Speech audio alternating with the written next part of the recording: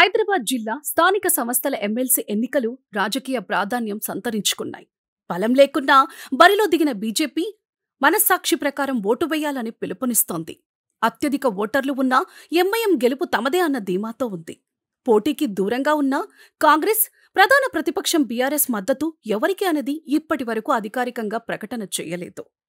BJP అభ్యర్థి ఎన్ గౌతమ్ రావు కొందరు BRS, Congress కార్పొరేటర్లను కలిసి తనకు ఓటు వేయాలని కోరుతున్నట్లు తెలిసింది.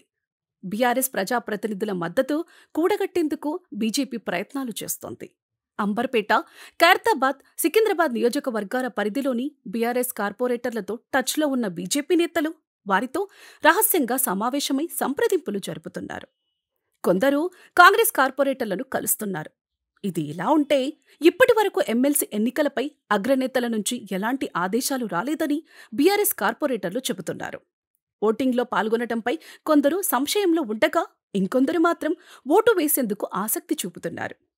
ఇప్పుడు పోలింగ్ను బహిష్కరిస్తే వచ్చే ఎన్నికల్లో ప్రజల వద్దకు వెళితే ఓటింగ్లో పాల్గొనని మీకు ఓటు ఎందుకు వేయాలని ప్రశ్నించే అవకాశం ఉంది అని ఒక కార్పొరేటర్ పేర్కొన్నారు. ఆత్మప్రబోధానుసారం ఓటు వేసే స్వేచ్ఛను పార్టీ ఇస్తోందని మరో కార్పొరేటర్ అభిప్రాయపడ్డారు. అధికారికంగా ఏ పార్టీకి బీఆర్ఎస్ మద్దతు ఇవ్వకపోవచ్చని సీనియర్ నేత ఒకరు పేర్కొన్నారు.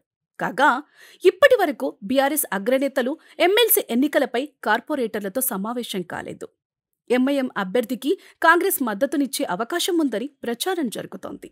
దీనిపై ఆ పార్టీ అధికారికంగా ప్రకటన చేయలేదు. 112 మందికి గాను ఎంఐఎం 50 మంది, బీజేపీలో 24 మంది, బీఆర్ఎస్లో 24, కాంగ్రెస్లో 14 మంది ఓటర్లున్నారు. 23వ తేదీన పోలింగ్, 15న ఓట్ల లెక్కింపు జరగనుంది.